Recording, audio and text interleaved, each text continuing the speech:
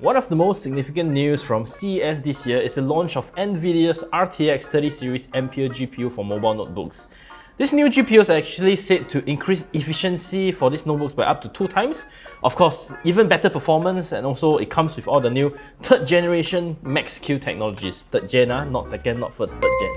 One of the earliest notebooks equipped with this latest GPU is the AORUS 17G. It's also one of the few notebooks that is available in Singapore at launch.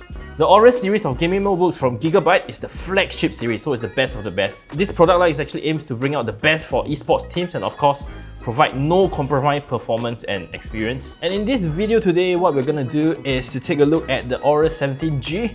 And of course, just quick introduction, you already know who I am. I'm Chi-Cheng from the Tech Revolutionist.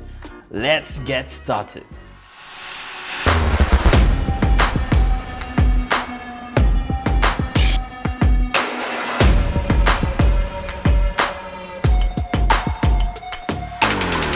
Let's take a look at the specifications. In our labs today, we have the AORUS 17G YC.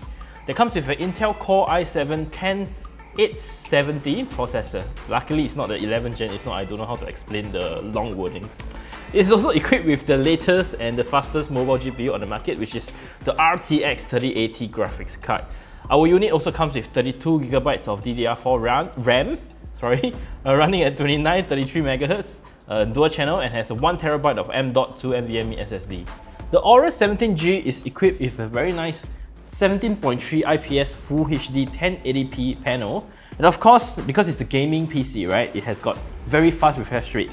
This one comes in at 300Hz, so it's really the top of the line kind of notebook that you are looking for if you are looking at playing very fast-paced games such as FPS. This notebook also comes with true mechanical keyboards. Gigabyte emphasized they are really true mechanical keyboards. How you know? You listen. Wow. So this is a linear keyboard, so it has got that feel and touch to it. Okay, so each individual key is also individually RGB addressed. So every single key you can actually customize it to your preference, your lighting preference, RGB lighting preference. The whole notebook isn't that portable. It comes at 2.7 kilograms.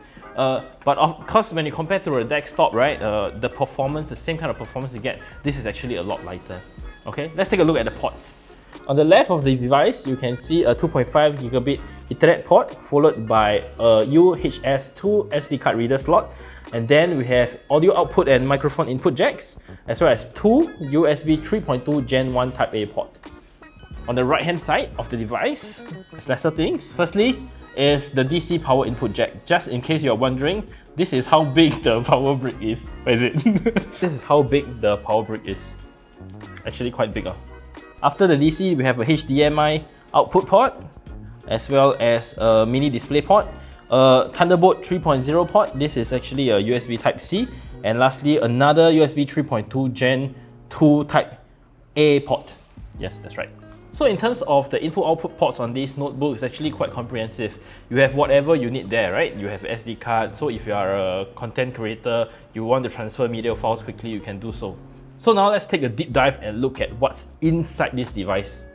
Internally, we can also spot the notebook's specially designed cooling system, which comprises of 2 large fans that pulls cool air in from the sides of the devices to the rear, which is exhaust through heat. Right? It's quite a clever design as you won't feel the heat directed towards you. Usually some fans, they blow towards you. It's actually quite uncomfortable for the user. For this design, the heat is all expelled from the back. And the thing is that when you place your hands on top of the device, you don't actually feel the heat. So it's actually a really good experience while you are playing your games. You won't really feel the heat onto your hands, causing you some discomfort. There's also 5 thin profile heat pipes that performs to bring the heat away from the CPU and GPU, as you can see here, to the key heat sinks area at the intake and exhaust heatsink vents. As you can see, the AORUS 17G also comes with 2 DDR4 SODIMM slots, which you can easily upgrade your system if you wish to. It also has 2 M.2 2280 slots, one of it which actually has been populated with a 1TB SSD, while the other one is empty for you to add in additional SSD. The secondary M.2 slot does also support both NVMe and SATA-based SSD. Lastly, we can also see the Intel AX200 chip here, which gives the whole system both the 802.11 Wi-Fi AX capabilities as well as Bluetooth 5.0. Enough talking, let's take a look at the performance of this device. We'll be comparing the AORUS 17G with the ASUS ROG Strix Scar 15. The Strix Scar 15 comes with an Intel Core i7-10875H CPU and the RTX 2070 Super graphics card. I know we shouldn't really compare the AORUS 17G with a notebook that has probably like a RTX 2070 Super, but we haven't got the chance to test the RTX 2080 Super, so this is the closest we can get. Okay, first up, let's see. PC Mark 10 Extended. It's interesting to actually see that despite the AORUS 17G has a much higher score in the overall test, in fact, it was behind the ROG Strix Scar 15 in the Essentials and Productivity test. We understand that the CPU in the AORUS 17G is about 100 MHz slower, but it shouldn't result in such a huge gap. But you can see the strength when it comes to games and the other kinds of tests because the GPU is really what performs the best in this setup. As expected, you kind of see that anything that relies with CPU, especially with multi-threaded tests, the AORUS 17G seems to fall behind. In the 7-zip decompressing test, we also saw the AORUS 17G performing slightly worse than the competition, and similarly for the Cinebench R20 test as well. Indeed, we have found out that with the Intel Core i7-10870H, so 10870 found on the AORUS 17G is slightly slower. In terms of specifications, it's 100 MHz slower than the Intel Core i7-10875H on the ROG Strix Scar 15.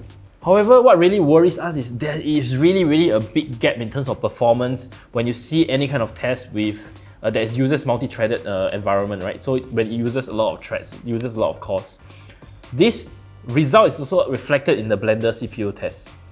For other tests such as the HEVC H.265 decoding test, the AORUS 17G had no problems at all, right? It performed much better.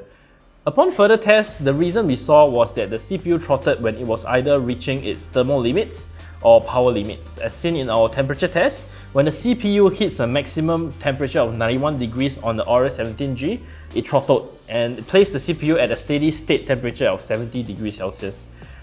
At this state, right, it also limits the clock speed at this rate, and that is why we see that the performance wasn't as good as the ROG competition in multi-threaded applications. However, the AORUS 17G really shines in games and anything that's related to graphics. Every single game which we have tested on this notebook performed better in the competition.